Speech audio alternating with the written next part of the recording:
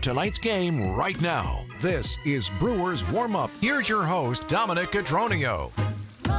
All right, let's make it a sweep.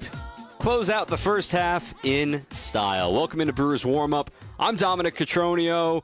The last one of the unofficial first half. You know, in case you're wondering, you've always been too shy to ask, why do we call this the end of the first half even though you're already past 81 games of the season? You're right. It's kind of silly, but hey, it used to be a 140-game season. Now then it became 154, and now it's 162. I don't make the rules. We call this the first half. All right, deal with it. Brewers and Nationals. Brewers trying to go 6-0 on the homestand as the crew tries to keep the good times rolling. They have the best record in baseball for the last month plus.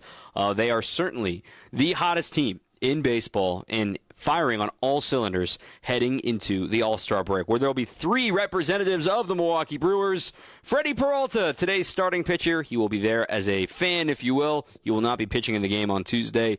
Trevor McGill, he would like to pitch in the game, and Jacob Misiorowski is going to pitch in the game, much to the chagrin of everybody in a big market. But nonetheless, the Brewers are being properly represented, and there are even more guys. You could always argue there are always more deserving than there are spots available in an All-Star game, but the Brewers are excited to watch them on Tuesday. But first business at hand. Freddie Peralta will take the ball. He is 10-4, a 2.74 ERA. He's been fantastic this season, very quietly so as well. Going up against Jake Irvin, a 7-4 record, a 4.78 ERA. It's also his 20th start of the year. Don't let that ERA fool you. There's 2 blow-ups in there that have just really inflated his ERA, including 8 earned runs against the Angels on June 27th, 3 starts ago. But aside from that, really since the start of June, he's been a very, very strong pitcher. Even with that blow-up, it's a 4.78. It really should be right around 4 for him. He doesn't strike out many guys. He gives up a lot of hits, but he's able to hunker down and get guys out with runners in scoring position. All that being said, let's get you started with the starting lineup, starting with the home team, Milwaukee Brewers. Sal Frelick leading off once again. He is in right field. He has been on a games played streak. We'll talk about him in a moment. Batting second, the designated hitter today, William Contreras. Wild Bill will get the half day off, heading on the All-Star break of relaxation. Christian Yelich is in left field today. Yep, Yelly is in left and hitting third. Jackson Chourio plays center field. He started the rally yesterday with the infield hit in the 9th inning. Batting fifth will be Bryce Terang. He's at second base. The 6th spot is Jake Bauers making a start at first base like he did in the finale of the Dodgers series. Andrew Monasterio is the shortstop. He had a great base running play yesterday of the 9th. We'll explain later. Batting 8th, it'll be Eric Haas getting the call behind the plate. The first time that he is catching Freddie Peralta this season. And then Anthony Siegler, third baseman, switch hitter, will round out the order, making his first home start as a Brewer. He bats 9th. Again for Milwaukee, Frelick, Contreras, Yelich, that's the top third. The middle third is Chourio, Terang, Bauers, and the bottom third, Monasterio, Haas, Siegler. On the other side for the Washington Nationals, C.J. Abrams will lead off once again, one of the brightest young stars in the game. He's at short. Alex Call hits second, grew up in Wisconsin, River Falls. He's in left field. Batting third, Josh Bell, the designated hitter, switch hitter. The cleanup spot belongs to Nathaniel Lowe again. He's at first base. Luis Garcia Jr., second baseman. He'll bat fifth. Slick fielder, has had his struggles with the bat this year. Brady House hit his first 2 big league home runs yesterday, one off Brennan Woodruff, one off Abner Uribe, but the Brewers still won the game 6-5. He's at third. Dalen Lyle also hit a home run yesterday. He is the right fielder. The 8th spot belongs to Riley Adams, catching all 3 games of this weekend series. And then finally, Jacob Young, Gold Glove caliber center fielder, rounds out the order for Washington. Again, Abrams, Call, Bell, the top third. Lowe, Garcia, House in the middle. And then Lyle, Adams, Young, Alex, and the young superstar James Wood is taking the day off as he will be in the Home Run Derby tomorrow night and also representing the Nats in the All-Star game. And he's in a funk, just 3 for his last 29 and went 0 for 5 with 4 punch-outs in yesterday's game. So Freddie and Irvin will be the matchup today.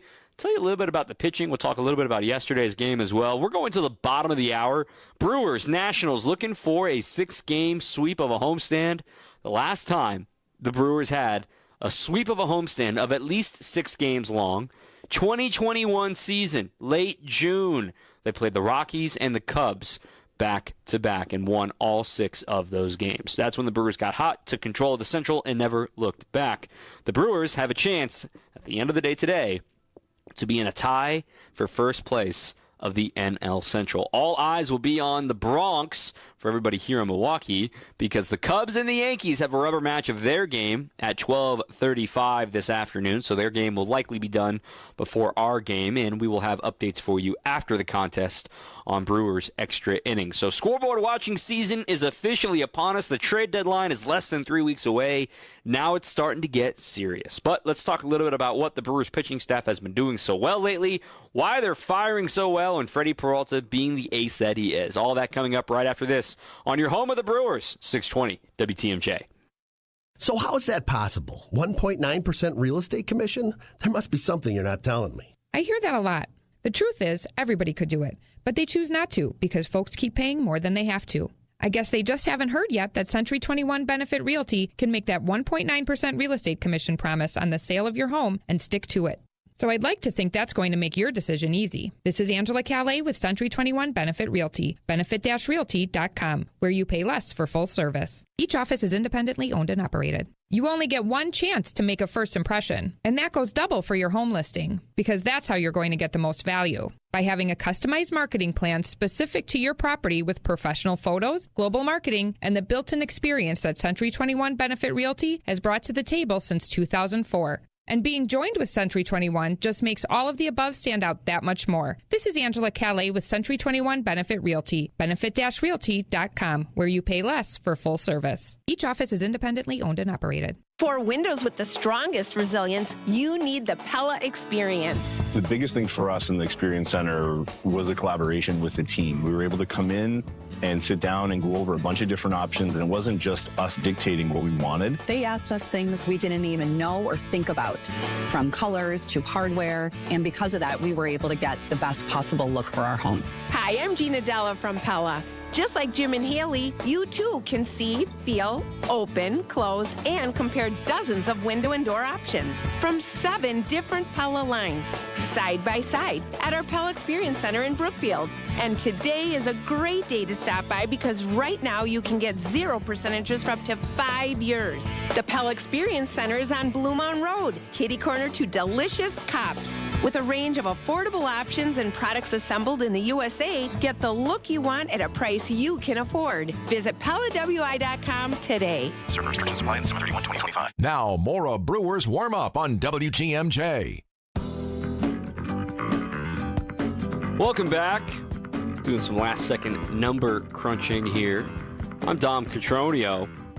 Brewers and Nationals going for the finale here. And the pitching has been sort of an underrated aspect of what the Brewers have been doing so well. Freddie Peralta has a chance today to do it for a second time in that he can go into the All-Star break, somebody with everyday starts, right, 15 or more games started. This will be his 20th of the year.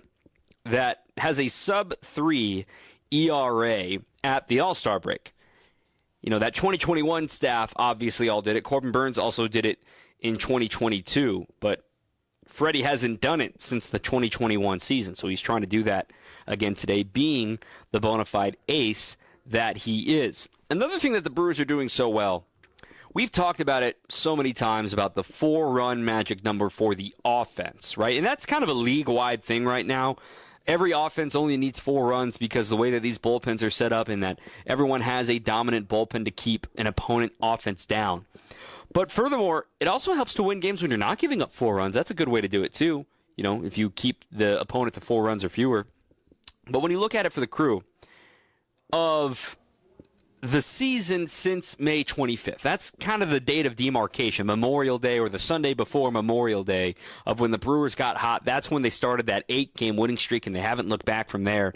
Since May 25th, the Brewers are tied for the fewest games in which they've allowed their opponent to score 4 or more runs. So we've talked about how good the Brewers are when they just score 4 runs, but simultaneously, their pitching staff isn't allowing 4 or more runs very often either. That's what good pitching staffs do. But why is that a big deal, Dom? The reason it's a big deal is because not only have they allowed the fewest games of their opponent scoring 4 or more runs, they have the second best winning percentage in such games. They're 9-9 in those games since May 25th, meaning, yeah, they can win a slugfest. They've come back to win games before lately. They've been able to just sort of say, oh, you got 4, we'll get 5. Look at last night, scoring 6 runs, 3 of them in the bottom of the 9th inning against Kyle Finnegan, getting the job done. So I think, myself included, coming into this season, we thought this team was going to be a one-trick pony, rely on putting the ball in play and just sort of ride the pitching, which is still true. But the Brewers, again, for the last month and a half almost, they've barely been allowing their opponent to score more than 4 runs, so they're winning a lot of those games. But yet, even when their opponent scores more than 4, they're a 500 team, which is way better than league average, like comparatively. Of the other teams, there are 5 teams that have allowed only 18 games where their opponent has scored 4 runs. Let me read you the records of those teams since May 25th that have allowed 4 or more runs in those games. The Phillies, they're 2-16 in those games when they allow 4 or more.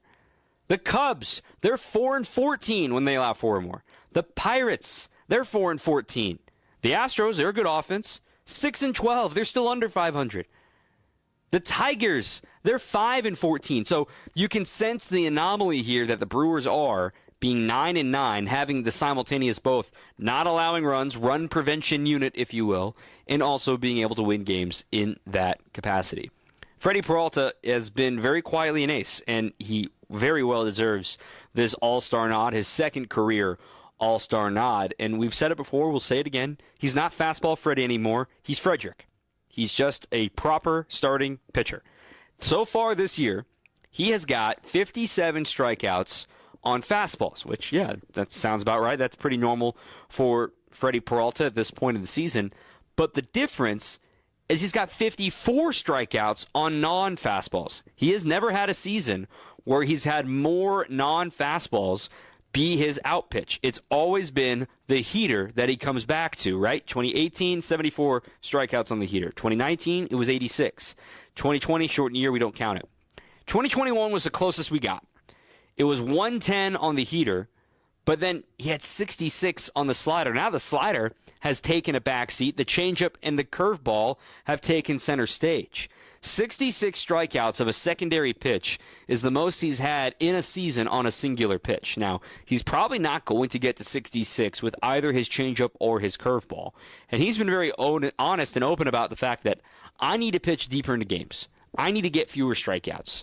And he's understood that by complementing his four-seamer and not relying on his four-seamer because, hey, man, there's tape on everybody. Everybody knows he's Fastball Freddy, but if he can surprise a team like the Nationals, who he doesn't see all that often.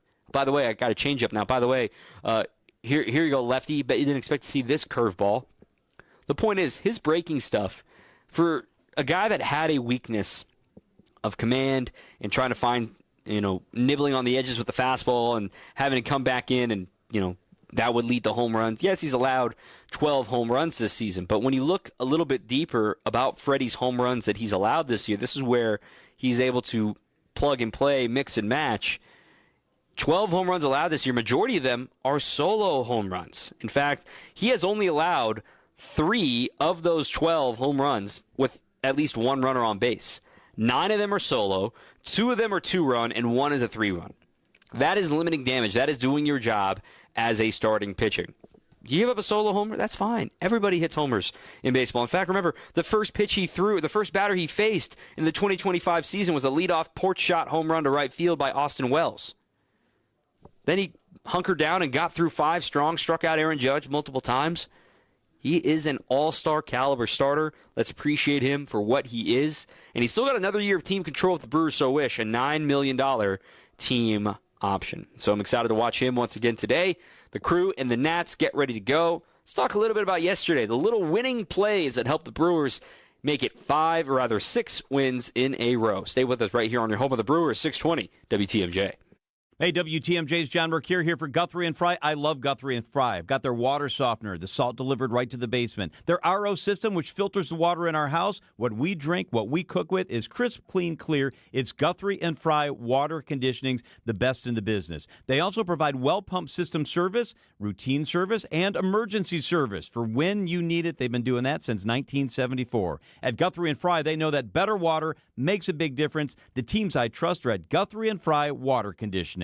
Remember mixtapes? I was more of an 8-track guy myself. You know, the new Marshfield 7000 Sulfat Penny Mustard reminds me of the world's greatest mixtape. We have taken the latest and greatest components of every configurable sofa and mixed them all together into one. It's kind of like a greatest hits album, except you can sit on it. The Marshfield 7000 Sofa, made in Wisconsin with a solid wood frame and hundreds of fabric and leather options, starting at just $21.26 at Penny Mustard. Showrooms in Milwaukee and Chicago. PennyMustard.com. There's an amazing supper club in Wisconsin Dells, Ish Nala, nestled among the pines and perched above the sandstone bluffs of Mirror Lake. The beauty, the history, the service, the food, the fun. Hi, this is Bob Prosser, owner of Ish Nala Supper Club in Wisconsin Dells. I've been a part of Ish Nala since 1973, and I am so proud to continue the tradition that began in 1953. Why not enjoy a brandy old-fashioned in one of our bars?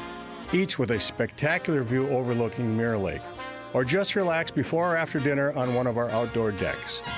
Our Ish Nala chefs have prepared your favorites: 24-ounce ribeye, cold water lobster tails, North Atlantic salmon, and of course, Ish Nala's roast duck. Thank you for making Ish Nala Wisconsin's favorite supper club, where the only thing we overlook is Mirror Lake. I'm Bob Prosser, and I want to serve you. Back to Brewers Warm-Up on WTMJ. So Andrew Vaughn's getting a day off today. He was in the center of the heroics in yesterday's contest. There are plenty of stats to dunk and, oh my gosh, White Sox, what are you doing? But just got to be happy for the guy, right? So far in 5 games as a Brewer, and of course he had the pinch hit game-tying single against Tanner Scott on Wednesday too, but he's been clutch. He is 6 for 14 to start his Brewers career with 10 RBIs and 4 extra base hits. Change of scenery, indeed. Also equal 2 walks and 2 strikeouts. Don't lose sight of that. He'll strike out. It's no big deal. But I think sometimes when you hear the right voices say, hey, it's okay to draw a walk. We love when guys pass the bat, in the words of Pat Murphy. It can empower you to step up and the situation like we saw in the 9th inning yesterday. Infield hit for Jackson Churio. 4-pitch walk to Christian Yelich. Mound visit. And sometimes that first pitch after a mound visit, after an intentional walk to Yelly, that first pitch is the best one that you're going to get.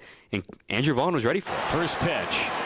Line drive, base hit, right center. It's headed into the gap and all the way to the wall. Churio's in. Yelich is going to score, and we are tied. It's Vaughn's world, and we're just living in it. It's a great call from Jeff Levering. And it's something worth noting. He has, for his career, Vaughn, had been a below-average first-pitch swing kind of guy. He is not the type of guy that likes to ambush all that much, just judging by the numbers. But that's something more of a deeper conversation to be had with him about what he feels is exciting about the first pitch, what's he looking for in the first pitch. He got the pitch he wanted in that spot. And, quite frankly, he's a hard guy to make a scouting report for, because you saw it go so poorly at the start of the year in Chicago that everyone's like, well, post-hype, it's all over, can't carry a team, that sort of thing. But you look at his last few games with the White Sox, and again, it is hard to be on a losing team. I promise you. It is not like, oh, we'll get them today, rah, rah. No, it's not that easy when you're getting your brains beat in every single day in the major leagues. Like, you thought it would be better than this. To go through it, in Andrew Vaughn's last 28 big league games before coming to the Brewers, he had just 9 RBIs and 2 homers. Well, now, like we just said, in his last 5 games, he's got 2 homers and 10 runs batted in. And it also helps to have protection in the lineup, to have an engaged lineup card with you and teams that want to get the job done, and young, hungry players like Caleb Durbin, who gets his 3rd walk-off. Line drive, base hit, ball game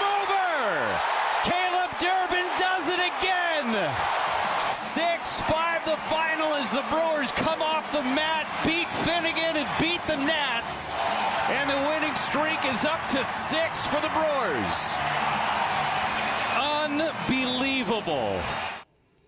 Ridiculous stuff from Caleb Durbin. You look at the rankings for rookies, qualified rookies in the National League, just offensively, right? Drake Baldwin's been great. I mean, I'm not taking anything away from the Madison kid. Baldwin this year, he is hitting still 285 in 186 at-bats, 207 plate appearances. And as a catcher, he's got 11 home runs. He's doing his job, and he's doing it very well. But when you look at a little more value, you look at what the defense that Isaac Collins and Caleb Durbin have delivered to this point. Durbin's refusal to strike out, Collins' great strike zone discipline with walks. This Rookie of the Year race is not open and shut like some folks on the East Coast might think. So the Brewers have multiple candidates: Mizorowski, Collins, Durbin, maybe even if Chad Patrick has to come back up. The future's looking pretty bright here in Milwaukee. Brewers and Nats, we'll be with you after the game today as well to react to all of it here on Brewers Extra Innings, 620 WTMJ. Be myself and Jerry Augustine on the program to send you into the All-Star break and get you ready for the trade deadline in 2.5 weeks' time. We'll keep an eye, of course, on that Yankees and Cubs score and kind of give you a taking base of where everything is in the races. What are we going to look out for in the last 65 or so games in the regular season? That is going to do it for my programming here. Our thanks to our producer, Isaac Marquardt. Kick it back to the news and then the On Deck Show. Built by Menards following that. Here's Nazir Spencer. Thanks, Dom. A proposed bill in Wisconsin is aimed to stop the pay of suspended judges. The bill is co-authored by State Senator Corey Tomczyk and State Representatives